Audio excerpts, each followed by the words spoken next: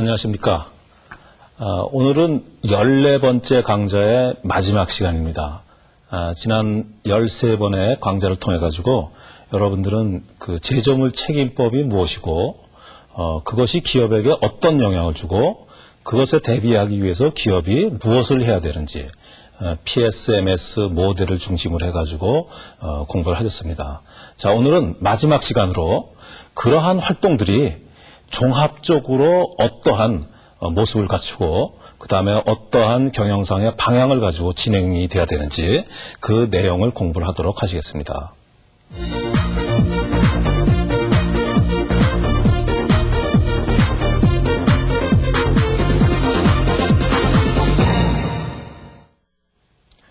기업의 대응활동의 종합적인 모습을 보기 위해서 실제 사례를 가지고 한번 설명을 드리겠습니다. 이 사례는 외국의 자동차 회사가 실제 겪었던 내용에 관한 사례입니다. 실제 그 제품의 결함 때문에 자동차 회사가 보시는 바와 같은 이제 그 문제를 겪었는데요. 자동차 엔진에 연결되어 있는 전기계통에 불량이 발생했습니다. 그 불량의 내용을 보니까 그 불량이 실제 발생할 경우에 엔진이 정지를 해가지고 만약에 주행 중에 그런 사고가 났다 그러면은 추돌 사고가 발생할 가능성이 있다는 것이 사후에 발견이 됐습니다. 다시 말하면은 자동차를 대량으로 시장에 판매하고 난 이후에 그것이 부품의 불량 발생 가능성이 발견됐다는 얘기입니다. 그런데 그때까지 실제 사고는 보고된 바가 없었습니다. 자, 이런 상황이 벌어지니까 회사 안에서 많은 이제 의견 대립이 있었습니다. 이것이 뭐 사고로 연결된 그 사례가 하나도 없기 때문에 이것은 앞으로 생산할 제품에만 적용을 하면 되지 않느냐 하는 의견도 있었죠. 그런데 품질 부문을 중심으로 해가지고 다음과 같은 의견이 있었습니다.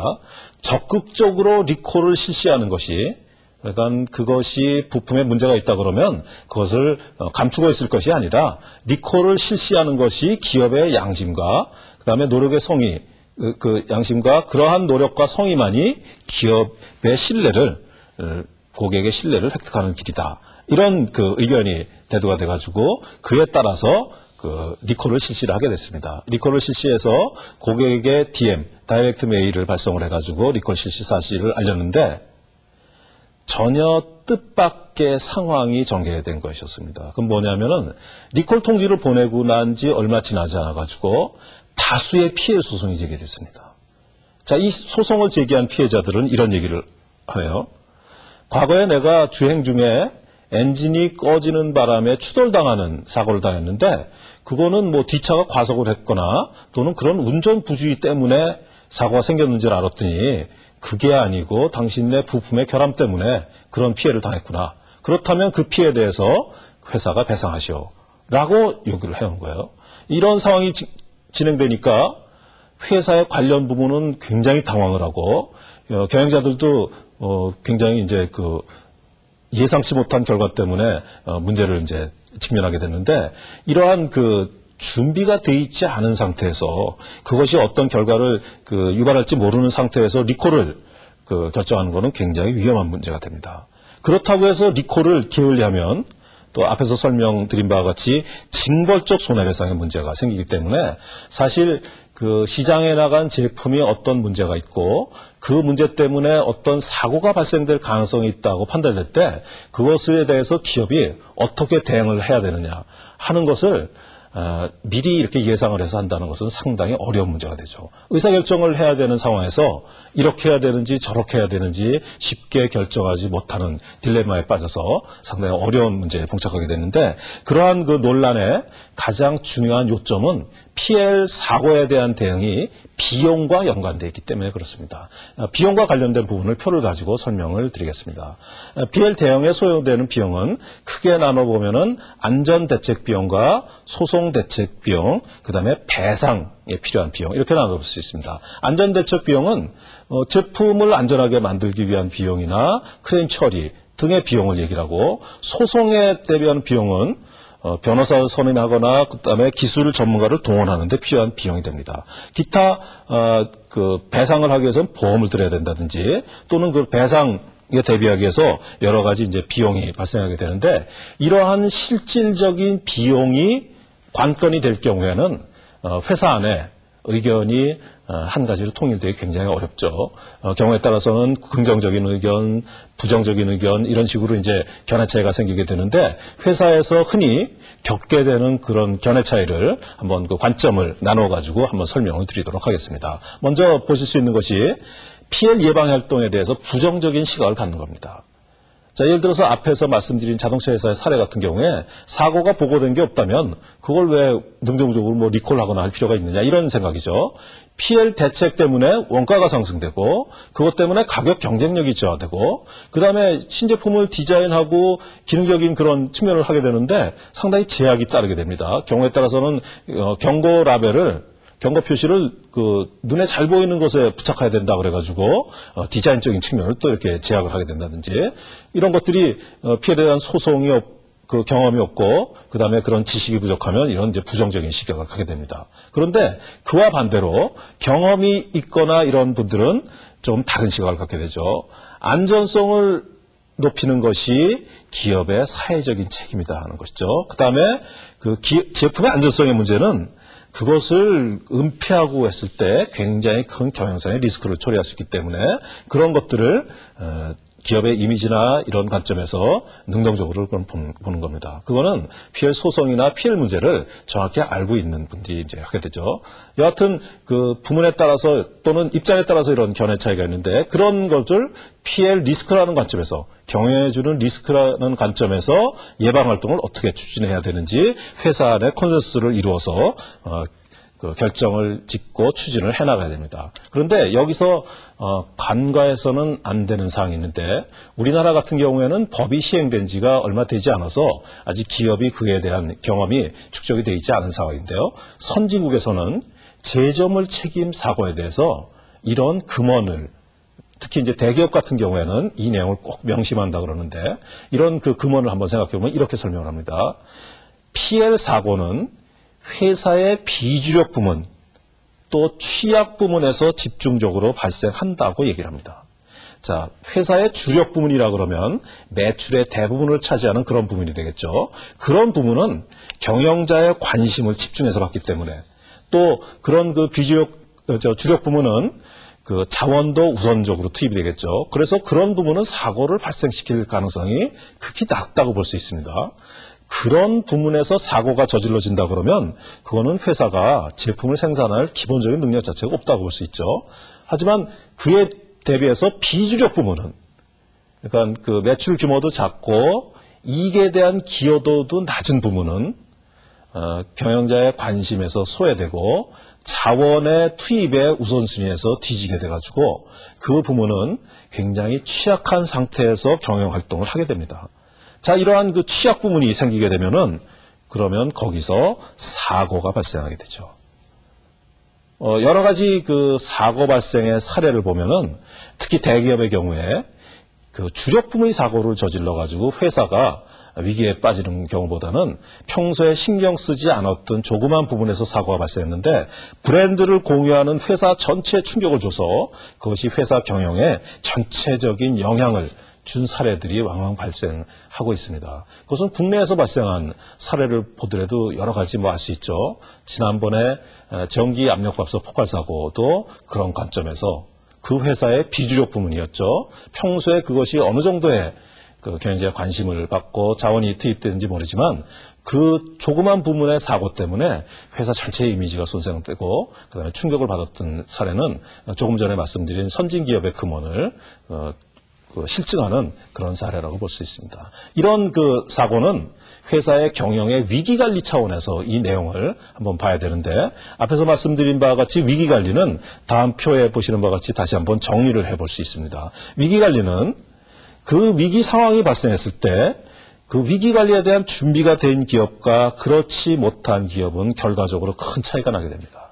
준비가 돼 있는 기업은 초기 단계에 그것을 극복을 해가지고 손실을 최소화하고 그다음에 그것을 조기에 해결할 수 있는 그런 그 경영활동을 펼쳐나가게 됩니다. 그런데 그런 거에 대한 준비가 돼 있지 않은 기업은 시간이 지체되면서 사태가 더욱더 악화가 되고 그 결과 위기 상황이 확대됩니다. 위기 상황이 확대되면 그것이 기업 내부에서만 영향을 줄 뿐만 아니라 기업의 경영 활동에 상당히 충격을 준다 하는 것은 앞에 강좌에서 설명드린 바와 같습니다. 그런 그 위기 관리가 제조물 책임 대응의 입장에서 상당히 중요한 관점이 되는데 제조물 책임뿐만이 아니더라도 일반적으로 전문가들은 우리나라 기업의 위기관리 수준이 극히 낮은 상태이기 때문에 위기관리라는 리스크 매니지먼트라는 측면에서 볼 때 굉장히 보완점이 많다라고 얘기를 합니다. 그 전문기관의 분석 결과를 요약해서 말씀을 드리면 다음 표와 같습니다. 우리나라 기업의 위기관리의 문제점을 이렇게 얘기를 하고 있습니다. 소프트, 하드 양면에서 위기관리 대응 능력 및 대책이 미흡하다고 얘기를 합니다. 이거는 이제 전문 연구기관이 조사한 결과인데요. 다음에 위기관리 매뉴얼과 위기관리 조직이 형식적으로 되어 있다고 합니다.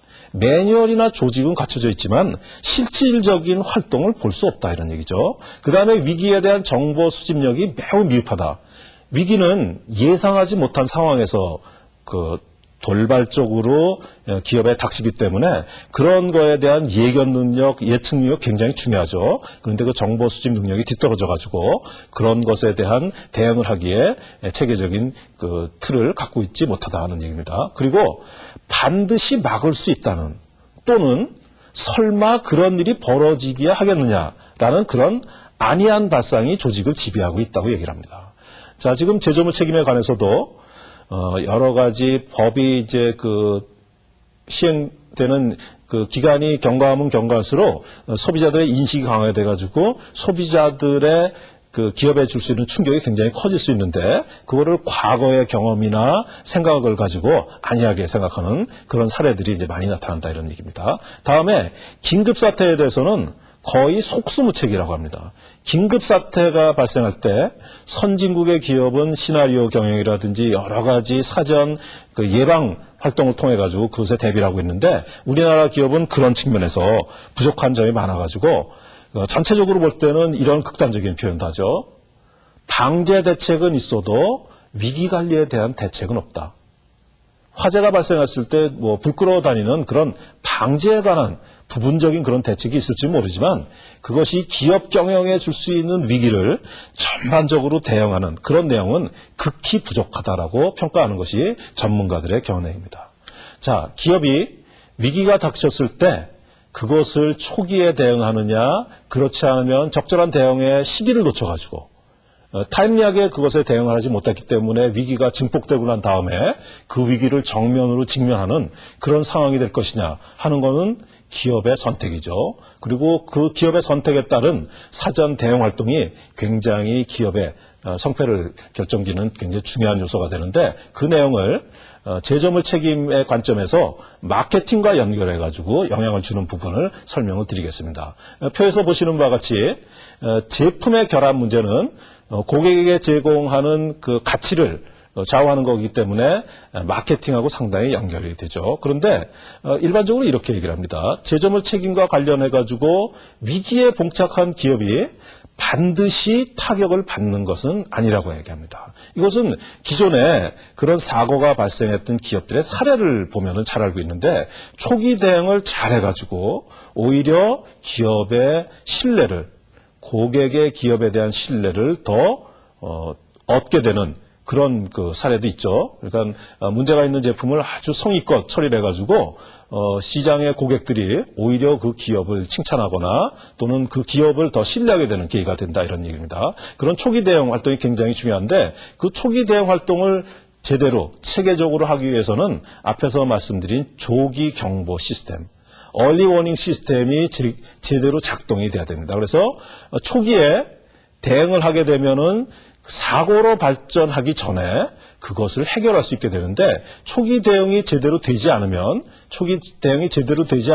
바로 사고로 연결돼 가지고 기업에 충격을 주게 됩니다. 이런 초기 대응의 단계에 관련되는 부분들이 제품을 사용하는 소비자들의 정보가 피드백되는 부분을 통해서 이루어지게 되는데 보통 이제 서비스 부문이 그것에 역할을 하게 되죠. 그래서 회사에서는 제품을 개발하고 생산하고 판매하는 이런 그 앞 단계의 사이클을 담당하는 부서뿐만 아니라 그런 그 고객의 반응을 대응하고 서비스해주고 리콜에 대한 처리를 하는 이런 그 부문까지도 굉장히 중요한 역할을 할 수 있다 이렇게 볼 수 있습니다. 이러한 그 PL 대응 활동을 통해 가지고 이 대응 활동이 체계적으로 또 효과적인 그런 대응 활동을 잘 할 수 있다 그러면 기업은 PL 대응을 종합적으로 잘 할 수 있게 되겠죠. 잠시 쉬었다 계속하겠습니다.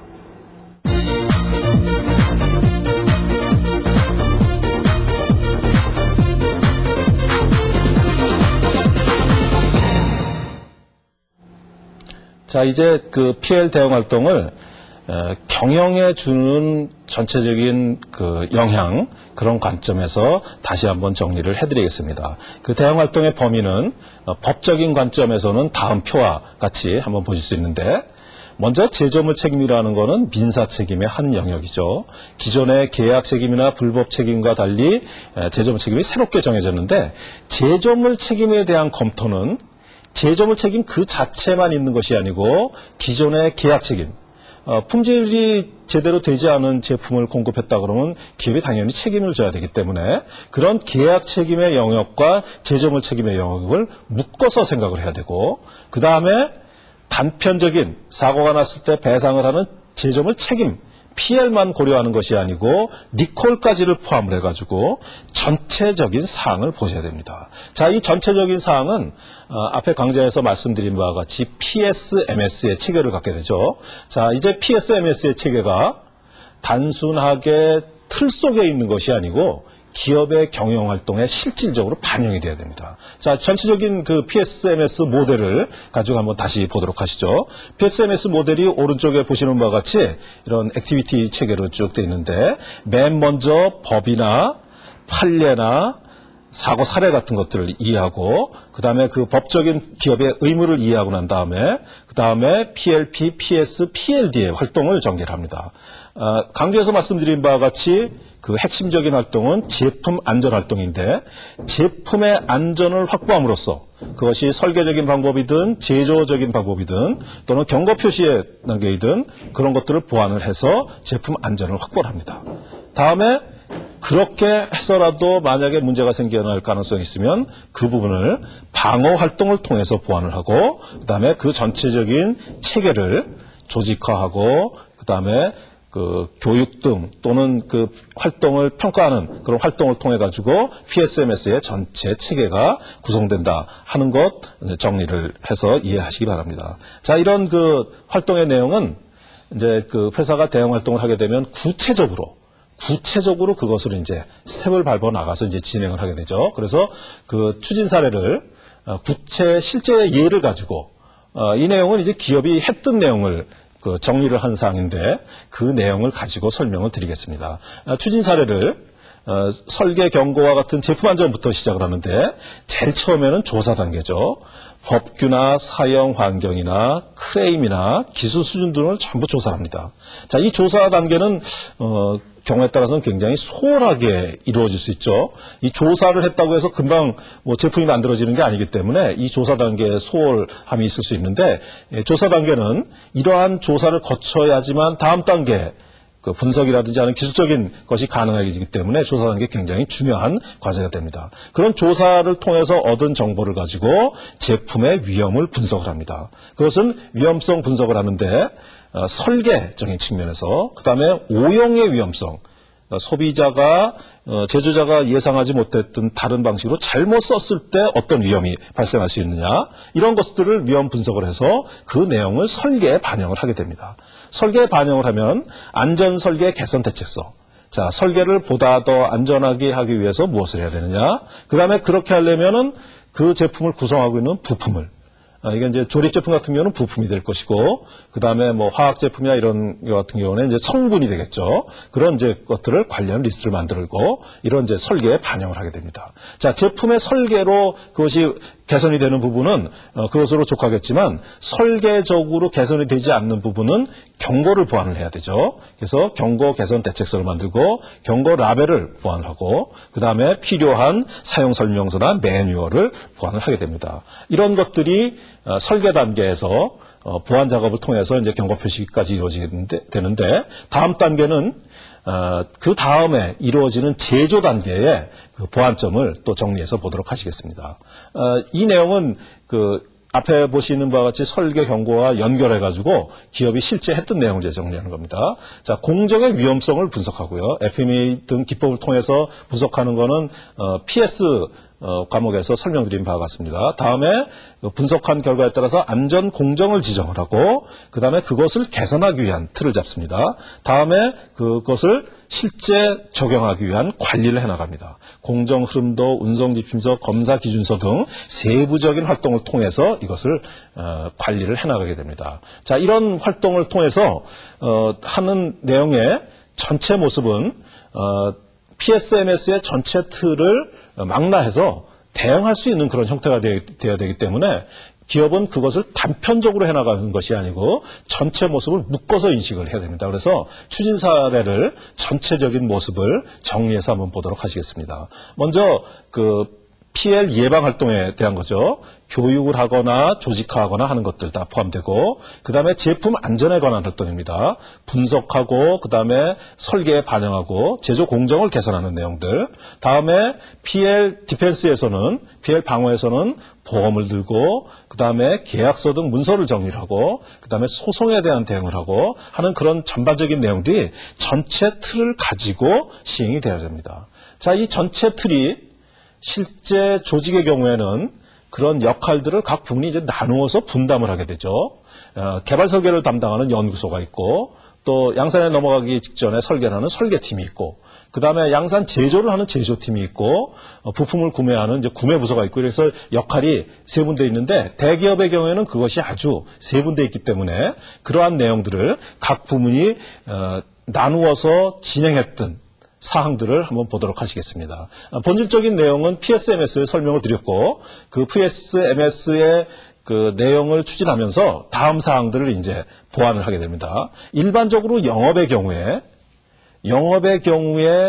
제품을 만드는 것은 공장 측의 책임이다 이렇게 해가지고 그 제품 안전 활동에 대한 관심이 일반적으로 부족하게 됩니다. 어떤 회사든지 그것에 대한 반성이 있게 되는데 그런 부분이 있고요. 구매 활동이 보통 저렴하게 구입한다 하는 것에 초점을 맞추기 때문에 제품 안전 측면에서 굉장히 취약점을 가질 경우가 있습니다. 그래서 협력업체에서 만들어지는 그 부품이나 원재료가 제품의 안전성을 확보할 수 있도록 해야 된다 하는 것이 앞으로의 과제가 되겠죠. 다음에 품질이나 서비스 부문은 이 품질 혁신 활동이 단편적인 활동이 아니고 지속적인 활동으로 자리매김하기 위한 그 역할이 굉장히 중요하게 되고 그 다음에 법무 부분을 보면 보통 이제 제조기업 같으면은 주로 엔지니어들이 그 인적 구성의 핵심을 이루고 있죠. 그러다 보니까 그 제조물 책임법의 기술적인 사항은 잘 이해하지만 법리 부분에 대한 이해도가 굉장히 낮을 수가 있습니다. 그래서 그런 부분들을 보완을 해서 하게 되고 다음 그 개발 단계에 보면은 다음 표에 보시는 바와 같이 개발 설계 부문은 조사, 분석, 설계, 경호 표시 이런 것들을 이제 담당하게 되죠. 조사 단계에서는 해외 선진사의 기술 수준을 분석을 해야 되는데 의외로 벤치마킹을 하려다 보면 그런 자료가 평소에 축적되어 있지 않아가지고 굉장히 부족하다는 경우가 굉장히 많이 있습니다. 이것은 이제 장기적인 숙제가 되죠. 그 다음에 크레임 등의 사고가 발생했을 때 그런 내용들이 피드백돼가지고 다음 단계 제품 개선에 활용이 돼야 되는데 그런 부분들이 체계적으로 되기가 굉장히 어렵죠. 상당한 노력이 필요합니다. 다음에 분석을 하려다 보면은 PS 테크놀로지라고 하는 PL 스킬이 필요한데 그러한 스킬 부족 또는 경험 부족 때문에 분석을 하고 난 다음에도 완성도가 떨어지는 것들 많이 보입니다. 다음에 설계를 할 때 자체 설계 능력이 부족하다 또는 경고를 하는데 그동안 경고를 굉장히 이제 그 단편적으로 생각했기 때문에 그런 내용이 부족한 것들이 있고 다음 그 제조 단계 또 연결해서 보시는데 제조 단계에는 다음 표와 같은 그런 그 과제가 있습니다. 제조 단계에서는 생산 공정에서 이상이 생겼을 때 그에 대한 대책을 수립하고 사후 관리하는 내용들. 또 출하 단계에서는 포장, 운송 이런 것들에 대한 일관성이 있어야 되는데 포장 설계 또는 운송 지침 이런 것들을 좀 그 경험이 일천한 회사 같은 경우는 좀 경시하는 경향이 있죠. 제품을 만드는 건 중요하게 생각해도 포장이나 운송을 경시하는 경향이 있는데 그 굉장히 조심해야 될 앞으로 이제 보완해야 될 과제가 됩니다. 다음 기록 관리 측면에서는 요즘 이제 컴퓨터를 활용을 하면서 전자문서가 많이 발생하는데 전자문서를 어떻게 관리를 해서 피해 사고가 났을 때 활용할 것이냐 하는 것도 굉장히 중요한 과제가 됩니다. 그리고 전체 실행 부서의 경우에는 아직도 제품 안전에 관한 사항은 몇몇 부서가 하는 것처럼 이렇게 그 수동적인 입장을 보이는 경우가 많이 있는데 이상에 말씀드린 내용이 실제 기업이 PSMS에 대한 대응 활동을 하면서 그에 대한 반성을 한 사항입니다. 단기적인 추진을 해보니까 이러이러한 문제점이 발견돼가지고 이러한 과제들은 장기적인 어떤 관점에서 추진을 해나가야 된다. 이런 이제 결론에 도달하게 되는데 제조물 책임에 대한 그 대응이 장기적인 관점에서 추진이 돼야 된다 하는 것은 다음 표를 가지고 설명할 수 있습니다. 표에서 보시는 바와 같이 그동안 우리나라의 기업들이 주로 아마 그 가격 경쟁력을 가지고 쭉 성장을 해왔을 겁니다. 그동안 품질이 많이 좋아지긴 했지만 아직 우리나라 제품이 세계 최고의 인류 제품이라고 하기에는 부족한 점이 있죠. 그런데 앞으로 우리나라가 그런 최고 인류 제품으로 성장하기 위해서는 기능과 품질과 안전성 측면에서 뛰어난 우수성을 확보하지 않으면 성장하기 어렵다라고 볼 수 있습니다. 이런 경쟁 우위를 확보하기 위해서 역할하는 건 굉장히 중요한데 경쟁 우위를 확보하기 위해서는 품질이 혁신이 돼야 되죠. 품질이 혁신돼야 되는데 앞에서 말씀드린 대로 안전은 품질에 관련된 상황이고 특히 선진 기업의 경우에 안전은 품질 중에 가장 중요한 품질이라고 얘기를 하고 있습니다. 자, 다른 그 코스트를 결정짓는 그러니까 원가를 결정짓는 품질 그런 형태의 품질보다 그 소비자에게 피해를 주는 제품의 안전에 관한 사항은 품질 경영 활동 중에서 가장 핵심적인 사항이다. 이 점을 꼭 기억하시기 바랍니다. 자, PSMS 활동은 표에서 보시는 바와 같이 단편적인 활동으로 끝나는 것이 아니고 그것이 전사적으로 확산돼서 전 제품에 적용이 되고 그것이 품질 경영의 체계와 일관성을 갖고 진행이 돼야 된다 하는 것 꼭 기억하셔야 되고요. 그 다음에 이런 활동이 회사의 비즈니스 시스템을 구성하는 모든 기능이 쭉 연결되어 있죠. 이런 것들이 충실한 활동을 통해서 시장과 고객에게 올바른 가치를 제공할 수 있도록 이렇게 진행이 돼야 됩니다. 지금까지 그 기업의 대응 활동을 종합해서 설명을 드렸습니다. 오늘 그 말씀드린 내용을 요약해 보겠습니다.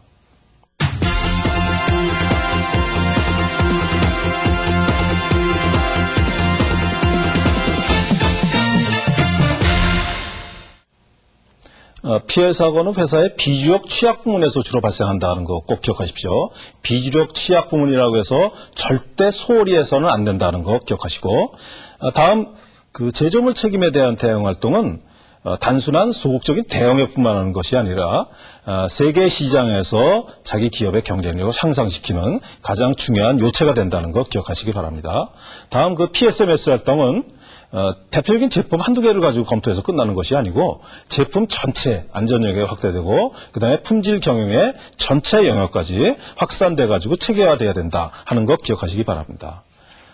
이상과 같이 14번의 강좌에 걸쳐서 제조물 책임에 대한 이해와 실무 응용에 필요한 사항을 공부를 하셨습니다. 제조물 책임에 대한 사항은 지금까지 여러 가지 내용을 이제 말씀드렸습니다만은 기술적인 부분으로부터 시작해가지고 전사적인 그 참여가 필요하기 때문에 여러분들 기업에서 적절한 대응 활동을 통해서 제조물 책임에 대한 충격을 수용하고 대비할 수 있도록 효과적으로 활용하시기 바랍니다. 그동안 경청해 주신 여러분께 감사 말씀드리겠습니다. 감사합니다.